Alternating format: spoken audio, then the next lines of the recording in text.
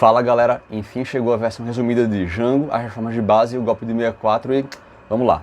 Tudo começa em 1961 e a renúncia de Jânio Quadros. Jânio Quadros, pessoal, renunciou como presidente do Brasil em 25 de agosto de 1961, abruptamente, e ninguém entendeu muito o porquê. Quem é que assume? O vice. Quem era o vice? João Belchior Marques Goulart. Ele estava naquele momento em uma viagem à China maoísta. Tentativa de golpe udenista militarista. A UDN tentou, sem nenhum motivo legal, impedir a posse de Jango, bem como as Forças Armadas. Eles eram contra seus ideais e enviaram uma nota ao Congresso Nacional exigindo seu veto. Contextualização ideológica de João Goulart, principais partidos políticos e Forças Armadas. Jango era centro-esquerda, o PTB, que era o partido de Jango, centro-esquerda também, PSD era um centro, talvez centro-direita, e a UDN totalmente de direita. E as Forças Armadas também de direita. Além disso, pessoal, o mundo vivia a Guerra Fria e a Revolução Cubana de 59 incomodava as elites, tá? Campanha da legalidade. Leonel Brizola, governador do Rio Grande do Sul, liderou uma reação para empossar Jango. E essa reação contou com movimentos sociais e greves. Jango toma posse sob o parlamentarismo. Enfim, os esforços deram certo. Só que para isso Jango teve que aceitar ceder o parlamentarismo, isso é, ele iria perder poderes. Nomeou Tancredo Neves como seu primeiro-ministro, que era do PSD. Jango tinha apoio das classes populares e movimentos sociais, tá? Enquanto que a direita tinha mais apoio do setor empresarial e conservador.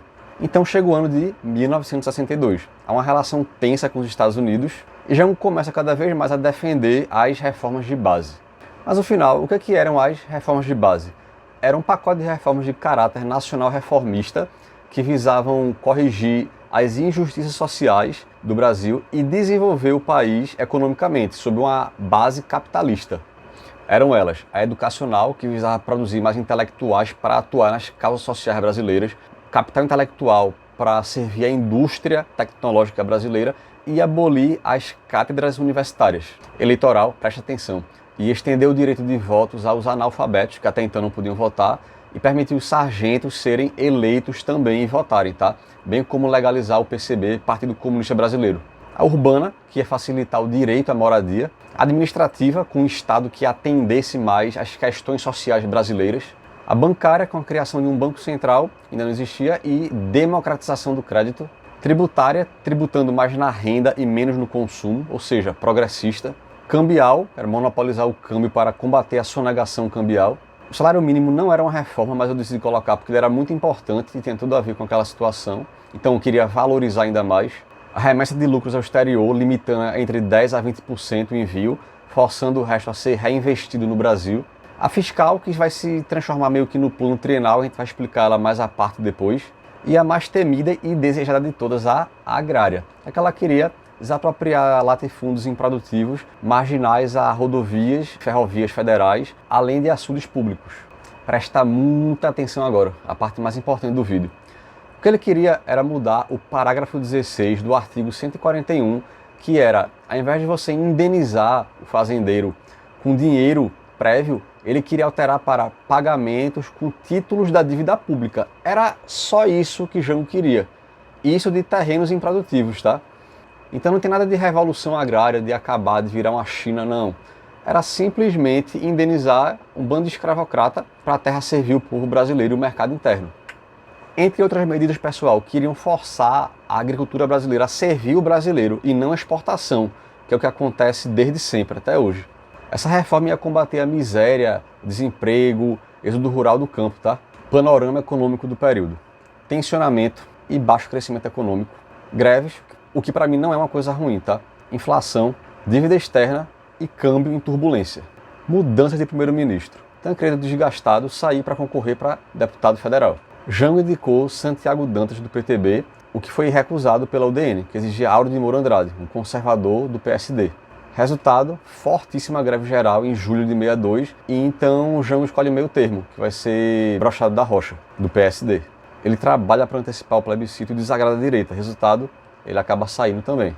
Entra Hermes Lima, que faz a mesma coisa, antecipa o plebiscito mais ainda, conseguiu para janeiro de 63, mas ele sai do cargo. Eleições 62, forte polarização, PTB aumenta suas cadeiras no Congresso, mas não bastante para aprovar as reformas.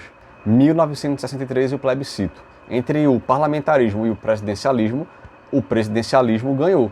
e Jango volta a ter mais poderes.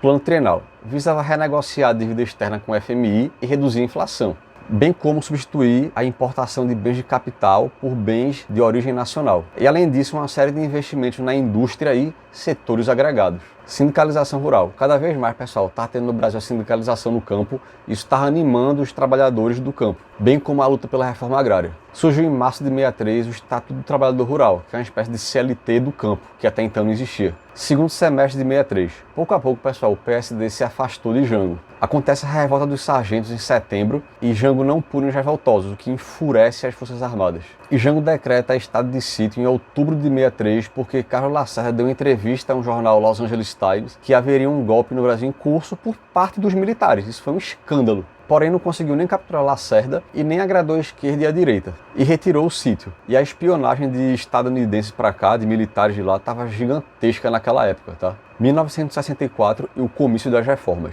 Em janeiro, Jango regulamenta a lei de remessa de lucros e agendou comícios pelo Brasil. Um deles, e o único, em 13 de março de 64, no Rio de Janeiro, na Central do Brasil. Ele sentiu que não tinha muito mais tempo e partiu para tudo ou nada, e lá ele defendeu enfaticamente as reformas. Discursou fervorosamente e evocou o varguismo. Então veio a Marcha da Família com Deus pela Liberdade em 19 de março, defendendo uma pauta conservadora, empresarial, contrária a Jango. O golpe começa. Em 26 de março, o país está eletrizado e Jango apoiou a revolta dos fuzileiros navais. Em 28 de março, o general Olímpio Mourão e Castelo Branco ordenaram tropas para Rio de Janeiro e Brasília. Temendo o risco de vida, Jango foge do Rio para Brasília no dia 1º de abril. De 4 da manhã do dia 2 de abril, ele foge para Porto Alegre. Foi declarada então a vacância da presidência. Apesar dos apelos de Brizola, ele não fez uma resistência, alegando temer derramamento de sangue. Foi para sua cidade, São Borja, Rio Grande do Sul. Sentindo que estava sendo perseguido pelo exército, ele fugiu para o Uruguai, onde viveu até morrer em 1976, onde se suspeita que ele foi envenenado. Conclusão: o projeto nacional reformista foi destruído pelo projeto empresarial conservador. Então, 1. Nunca houve risco comunismo. O golpe foi contra as reformas de base. 2. Jango teria sido o melhor presidente da história. Ele iria erradicar a miséria e desenvolver o país para uma situação de primeiro mundo. 3. 64 foi o mais próximo que a gente chegou de ser um país desenvolvido. 4. Prejuízo do golpe de 64. Miséria, fome, pobreza, êxodo rural, cidades com inchaço urbano, violência, por aí vai. 5. A história errou em não contar a causa do golpe de 64. E a direita tomou para dizer que era risco comunismo, mas nunca existiu, como a gente bem sabe. Por fim, 6. A luta de classes se acirra com governos que melhoram o social, como foi Getúlio Vargas, 54, Jango, 64, Dilma Rousseff e Lula. Sempre que um governo melhora o social, a direita ataca. Então, quebremos esse ciclo. Bem, galera, é isso. Acabamos. Espero que você tenha gostado. Valeu mesmo para você que está até aqui. Deixa um like, se inscreve e ativa o sino. Valeu, fui!